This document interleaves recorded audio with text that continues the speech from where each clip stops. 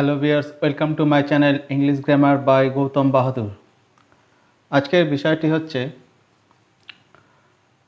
আমরা ছোটোবেলা থেকে পড়ে এসেছি টেন্স করার সময় যে কিছু ভার্বের ক্ষেত্রে কন্টিনিউয়াস অর্থাৎ প্রোগ্রেসিভ ফর্ম হয় না, আবার কিছু ভার্বের ক্ষেত্রে অর্থাৎ অধিকাংশ ভার্বের ক্ষেত্রেই প্রোগ্রেসিভ বা কন্টিনিউয়াস ফর্ম হয়। তো কেন হয় বা কেন হয় না, আমরা যদি গ্রামার বইয়ে খুঁজেছি বা মাস্টারমশাইদের কাছে জিজ্ঞেস করছি, তারা খুব সংক্ষিপ্ত উত্তরে বলে দিয়েছেন যে নির্দিষ্ট ভার্বগুলি নির্দিষ্ট কারণে হয় না। যেমন হচ্ছে আজকে যে তালিকাগুলো নিয়ে এসেছি, বিশেষ করে এগুলোর ক্ষেত্রেই, যেমন সি, হেয়ার, স্মেল, টেস্ট, অর্থাৎ যেগুলো আমরা ইন্দ্রিয় আছে, যে ইন্দ্রিয় দ্বারা আমরা বহির্জগতের সঙ্গে ইন্টারাকশান করি, সম্পর্ক রাখি, তো সেই ইন্দ্রিয়গুলো বলা হয় যে এই ইন্দ্রিয়গুলো অনুভব করা হয়, অর্থাৎ এগুলো রিসেপটিভ বা পারসিভ করে, তাই এগুলোর কোনো রকম কন্টিনিউয়াস টেন্স হয় না, অর্থাৎ আইএনজি ফর্ম হয় না। কিন্তু এইটুকু যথেষ্ট উত্তরে আমাদের কৌতূহল মিটত না বা আমরা ততটা বুঝতাম না। তো আজকে সেই বিষয়টাকেই আরেকটু পরিধি বাড়িয়ে আলোচনা করছি। তো সিট বেল্ট বেঁধে নেন, আজকের জার্নি শুরু করছি।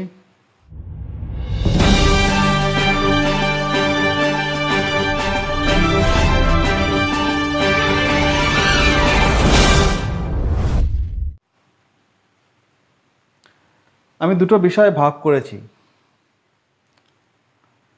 সাবজেক্টকে। সাবজেক্ট আর ভার্ব একে অপরের সঙ্গে ইন্টারকানেক্টেড, বিশেষ করে ইংরেজি গ্রামারে। যেমন সাবজেক্ট হয় তেমন ভার্ব হয়, এই কারণে সাবজেক্ট আর ভার্বের এগ্রিমেন্ট হয়। ভার্বের উপর ডিপেন্ড করে সাবজেক্ট হয়, আবার সাবজেক্টও ডিপেন্ড করে ভার্বের উপর। যেমন এখানে এজেন্ট আর এক্সপিরিয়েন্সার, আমি দুটো কলাম রেখেছি এবং তাদের সঙ্গে একটা তুলনামূলক আলোচনা করেছি বিষয়টাকে আরও ভালো করে বোঝার জন্য। এজেন্ট বা ডুয়ার যাকে বলা হয়, অর্থাৎ সাবজেক্ট, সব সাবজেক্ট কি এক ধরনের হয়? সব সাবজেক্ট এক ধরনের হয় না। কারণ সাবজেক্ট বলতে কর্তা, আর কর্তা বলতে যে কাজ করে। আমাদের কাছে প্রাথমিক ধারণা, আমরা যে কোনো ডেফিনেশন পড়লে সাবজেক্ট কাকে বলে, সাবজেক্ট মানে কর্তা, কর্তা হয় না যে কাজ করতে পারে। তো এই রকম ক্ষেত্রে সাবজেক্ট যে কর্তা হয় সবসময়, এবং সবসময় যে সাবজেক্ট যে কাজ করে, এরকম কোনো বিষয় বা এরকম কোনো নিশ্চয়তা নেই। যেমন কর্তা না হয়েও, অর্থাৎ কাজ না করেও কর্তা হওয়া যায়, কাজ না করেও কর্তা হওয়া যায়, আবার কাজ করেও কর্তা হওয়া যায়। এই বিষয়টার উপর ডিপেন্ড করছে। এবং ভার্ব মানে ক্রিয়া, বা ভার্ব মানে ক্রিয়া বলতে হচ্ছে যেখানে কাজ, কর্তার কাজ করা বোঝায়। এক্ষেত্রেও আবার যেমন আছে যে কাজ, কর্তা যদি কাজ করে তাও ক্রিয়াপদ হয়, আবার কর্তা যদি কাজ না করে তাও ক্রিয়াপদ হয়। যেমন বি ভার্ব আর হ্যাভ ভার্ব। এই বি ভার্বে সাবজেক্ট বা কর্তা কোনো কাজ করে না, এখানে সাবজেক্টের অবস্থাকে বর্ণনা করা হয়। এখানেও বি ভার্ব মানে ভার্ব, এখানেও বি ভার্বের কর্তা মানে সাবজেক্ট, মানে এখানে সাবজেক্ট। আবার হ্যাভ ভার্বেও এখানে সাবজেক্ট কোনো কাজ করে না, সাবজেক্টের অধিকার বোঝায়। একমাত্র ডু ভার্বেই সাবজেক্টের কাজ করা বোঝায়। ডু ভার্ব মানে হচ্ছে আমরা 24 ঘন্টায় যত ধরনের কাজকর্ম করি আমাদের সফটওয়্যার বা হার্ডওয়্যার বা উভয়ের দ্বারাই, সেই সমস্ত কাজগুলোকেই বলা হয় ডু ভার্ব। ডু হচ্ছে এদের মাদার ভার্ব। তো এজেন্ট, এজেন্ট সম্বন্ধে বলেছে কি না, যে কাজ করতে পারে, অর্থাৎ যে কাজ করতে পারে না বাস্তবে যে কাজ করতে পারে, অর্থাৎ যে কাজ করেছে, যার কাজ করার ক্ষমতা আছে। আর কাজ করতে পারে কে? জীব না জড়? অবশ্যই জীব, অ্যানিমেট থিং। তো সুতরাং এখানে এজেন্ট হতে গেলে তাকে অ্যানিমেট হতে হবে। আর কি, যে কাজের ওপর নিয়ন্ত্রণ করতে পারে, এবং কাজের ওপর নিয়ন্ত্রণ করতে পারে, তার একটা নিয়ন্ত্রণ ক্ষমতা থাকবে, অর্থাৎ সে যেমন খুশি কাজটাকে পরিচালনা করতে পারে এইরকম। এবং তার একটা ইচ্ছে থাকবে, এখানে নিজস্ব ইচ্ছে বা উইল থাকবে। এই রকম কতগুলো বৈশিষ্ট্য থাকলে তবেই সেই সাবজেক্টকে আমি এজেন্ট বা ডুয়ার বলতে পারি। যদি এই বৈশিষ্ট্যগুলো না থাকে তাহলে আমি সেই সাবজেক্টকে কি বলবো?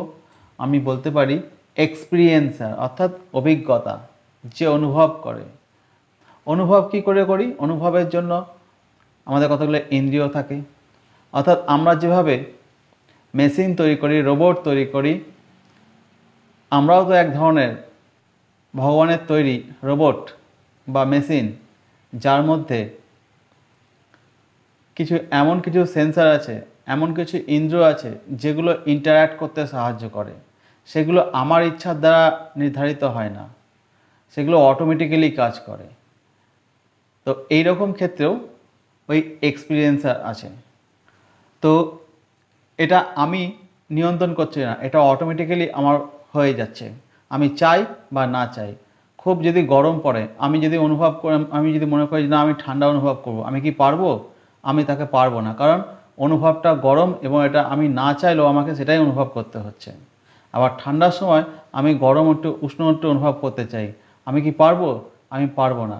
আমার যা যেরকম আমাকে অনুভব দেওয়া হয়েছে, যেরকম আমার রিসেপ্টার দেওয়া হয়েছে, যেরকম আমার ইন্দ্রিয় দেওয়া হয়েছে, আমি সেটাকেই অনুভব করতে পারবো। তো এক্ষেত্রে আছে যে আপনিভাবে অনুভব করতে পারে এবং কাজের উপর নিয়ন্ত্রণ নেই। অর্থাৎ আমার চোখ আছে এবং আমার চোখের সামনে যদি কোনো বস্তু থাকে, তাহলে আমি আমার চোখের দৃষ্টি ক্ষমতার দ্বারা সেটাকে আমি দেখতে পারি। দেখতে চাই বা না চাই, আমার চোখে সে পড়বেই। আমার কান আছে, এই কান যন্ত্রের মাধ্যমে আমার শ্রবণ ক্ষমতার দ্বারা আমি সেই শব্দটাকে আমার কানে অবশ্যই আসবে, আমি শুনতে চাই বা না চাই। সেরকমভাবেই কোনো গন্ধ, সে দুর্গন্ধ হোক বা সুগন্ধ হোক, যাই হোক, আমার নাকে বায়ুর মাধ্যমে সেটা অলরেডি চলে আসবে, আমি পছন্দ করি বা অপছন্দ করি। তাহলে এই যে বিষয়গুলো, যে যন্ত্রগুলো ঈশ্বর প্রদত্ত, সেই যন্ত্রগুলো আপনি কাজ করে, এখানে আমি নিয়ন্ত্রণ করতে পারি না। তবে হ্যাঁ, বিশেষ ক্ষেত্র বিশেষে আমি এদেরকে চালনা করতে পারি। যখন আমি এদের উপর নিয়ন্ত্রণ করে কোনো কাজ করি, তখন হয়ে যাচ্ছে এজেন্ট। আর যখন এদেরকে আমি নিয়ন্ত্রণ করতে পারি না, এদের কাজ অটোমেটিক্যালি স্বয়ংক্রিয় আপনাভাবে হয় এবং সেখানে আমার কোনো নিয়ন্ত্রণ নেই, সেটাকে বলা হয় এক্সপিরিয়েন্সার। উদাহরণ যেমন, অর্থাৎ পঞ্চ ইন্দ্রিয়গুলো। এবং এই কারণেই যেটা প্রোগ্রেসিভ টেন্স বা কন্টিনিউয়াস হচ্ছে ঘটমান মানে হচ্ছে কি ঘটে? কাজ। তাহলে কাজ ঘটছে, বর্তমানে ঘটছে। তাহলে যেটা কাজ, যেটা আমরা ঘটাতে পারি, সেটা আইএনজি ফর্ম হয়। আর যেটা আমরা ঘটাতে পারি না, অটোমেটিক্যালি ঘটে, সেটা আইএনজি ফর্ম হয় না বা প্রোগ্রেসিভ ফর্ম হয় না। এই কারণেই সি, হেয়ার, স্মেল এবং টেস্ট, এই ভার্বগুলোর প্রোগ্রেসিভ ফর্ম বা ভার্বের সঙ্গে আইএনজি অর্থাৎ কন্টিনিউয়াস ফর্ম আমরা দেখতে পাই না, হয় না। লজিক্যালি হয় না, সেটা আমি এখানে বলে প্রস্তুত করলাম। আশা করি বিষয়টা বুঝতে পেরেছ। যেমন এই চোখ, লুকের ক্ষেত্রেও সেই চোখ, সি এর ক্ষেত্রেও সেই চোখ। আমি যখন কোনো একটা ভিড়ের মধ্যে কোনো বিশেষ ব্যক্তিকে যখন খুঁজি, তখন আমি আমার দৃষ্টিকে, অর্থাৎ আমার চোখ যার দেখার ক্ষমতা আছে, ভিশন পাওয়ার আছে, সে তো সবাইকেই দেখছে, আমি সবাইকে দেখতে চাইছি না। আমি কাকে খুঁজছি না, যাকে খোঁজার জন্য আমি সেই ভিড়ের মধ্যে লক্ষ্য করছি, তাহলে আমি সেই বিশেষ ব্যক্তিকে খুঁজে বের করার চেষ্টা করছি। তাহলে এখানেও খুঁজতে গেলে আমার চোখই লাগবে, দেখতে গেলেও আমার চোখ লাগবে। যখন আমি দেখতে চাই বা না চাই, আমার চোখের সামনে সবাই চলে আসছে, সবকে আমি দেখতে পাচ্ছি, তখন হচ্ছে আই সি এভরিবডি। কিন্তু তাদের মধ্যে আমি একজন বিশেষ জনকে খুঁজছি, তখন কি হচ্ছে? খুঁজছি, অর্থাৎ খোঁজার কাজে আমি কনসেন্ট্রেট, নিয়োগ করছি, এখানে কোনো কিছুকে নিয়োগ করছি। তো অর্থাৎ আমি নিয়ন্ত্রণ করছি আমার ইন্দ্রিয়ের ওপর, আমার দৃষ্টি ইন্দ্রিয়ের ওপর, আমার দৃষ্টিশক্তিকে আমি নিয়ন্ত্রণ করছি একটা নির্দিষ্ট ব্যক্তি বা বিষয়কে বা বস্তুকে খোঁজার জন্য। তখন লুকিং, এবং এটা আমি প্রচেষ্টা করছি, তাই ভার্বের সঙ্গে কন্টিনিউয়াস ফর্ম। কারণ এই মুহূর্তে আমি প্রচেষ্টা করছি। What are you looking for? আমাকে জিজ্ঞেস করছে তুমি কি খুঁজছো? I am looking for a boy. So এইখানে আই অ্যাম লুকিং ফর বা I am looking at you, আমি তোমার দিকে তাকাচ্ছি। বা what are you looking at, কিসের দিকে তুমি তাকাচ্ছ। অর্থাৎ আমি তাকাচ্ছি, অর্থাৎ আমি দেখি আর আমি তাকাচ্ছি দুটো আলাদা বিষয়। দেখি মানে হচ্ছে যেখানে দর্শন ক্ষমতা আছে, চোখে অটোমেটিক্যালি চলে আসছে, অর্থাৎ এই ক্ষমতাটা অটোমেটিক্যালি, আর এটা হচ্ছে নিয়ন্ত্রণ। একই রকমভাবে I am listening to you, আমি তোমাকে শুনছি। কান দিয়ে শোনা হয়, আবার কান দিয়ে হেয়ার শ্রবণ করা হয়, আবার শোনাও হয়, দুটোকেই বলা হচ্ছে। অর্থাৎ এখানে কর্ণপাত করছি আর এখানে শুনছি। তো অনেক গণ্ডগোল হয়, অনেক নয়েজ হয়। নয়েজ, ভালো আওয়াজ, খারাপ আওয়াজ সমস্ত কিছুই আমাদের কানে চলে আসে, কারণ কান একটা শ্রবণ যন্ত্র এবং এর একটা অটোমেটিক ক্ষমতা আছে যে সমস্ত ধরনের শব্দকে আমার কানে পৌঁছিয়ে দিবে, আমি শুনতে চাই বা না চাই। তো এটাকে বলা হচ্ছে I hear you, I hear everything, I hear noise, যে কোনো কিছু। কিন্তু ক্লাসের মধ্যে টিচার কোনো বিশেষ ক্লাস করাচ্ছে, ইন্টারেস্টিং ক্লাস করাচ্ছে, এবং বাকি ছেলেমেয়েরা গণ্ডগোল করছে, তারা গোলমাল করছে, দুদিকেই নয়েজ তৈরি হচ্ছে, ক্লাসের ছেলেমেয়েদের তৈরি করা নয়েজ আর টিচারের একটা ইম্পর্ট্যান্ট লেকচার। আমি শুনতে চাইছি লেকচারটা, সেক্ষেত্রে আমি কি করছি, কনসেন্ট্রেট করছি টিচারের লেকচারের দিকে, অর্থাৎ টিচারের লেকচারটাকে আমি আমার আমার শ্রবণ ক্ষমতাকে নিক্ষেপ করছি, আমার অ্যাটেনশনকে আমি সেই দিকে দিচ্ছি। অর্থাৎ আমি আমার কানকে, আমার শ্রবণ ক্ষমতাকে নিয়ন্ত্রণ করছি কোনো একটা বিষয়কে বেছে নেওয়ার জন্য আর কোনো বিষয়কে বাদ দেওয়ার জন্য। তাহলে এখানে আমি যখনই আমার এই ইন্দ্রিয়গুলোকে নিয়ন্ত্রণ করছি, তখনই হয়ে যাচ্ছে I am listening to you, আমি তোমাকে শুনছি। অর্থাৎ শব্দ আমার কানে আসছে, কিন্তু কোনটাকে আমি প্রাধান্য দিচ্ছি না, লেকচারটাকে। আর যখন আমার কানে সমস্ত কিছুই আসছে, এখানে আমি কোনো কিছুকেই প্রাধান্য দিচ্ছি না, আমি আমার ইন্দ্রিয়কে নিয়ন্ত্রণ করছি না, আমার খোলা কানে সমস্ত শব্দ চলে আসছে, তখন I hear you. I am sniffing at the flower. Sniff, sniffer dog বা স্নাইফার ডগ বলা হয়, অর্থাৎ যে কুকুর শুকে শুকে কোনো কিছুকে ট্রেস করে। তো সেক্ষেত্রেও স্নিফ, অর্থাৎ এখানেও সেই নাক, আর স্মেল, স্মেলের ক্ষেত্রেও নাক। তা দুটোর মধ্যে তফাৎ কি?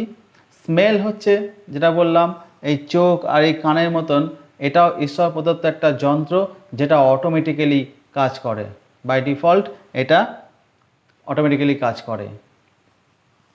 আর যখন স্নিফ করছি, স্নিফ করা অর্থ হচ্ছে আমার নাকে তো সেন্ট আসছে, কিন্তু আমি বিশেষ কোনো একটা সেন্টকে ট্রেস করতে চাইছি, গন্ধ নিতে চাইছি। যেমন কোনো কিছু বিশেষ আমি খুঁজছি, তখন আমি আমার ইন্দ্রিয়কে, ঘ্রাণ ইন্দ্রিয়কে নিয়ন্ত্রণ করছি যে এই গন্ধটা, পার্টিকুলার গন্ধটা কোথা থেকে আসছে, বা সেই গন্ধটাকে খুঁজে বের করার চেষ্টা করছি।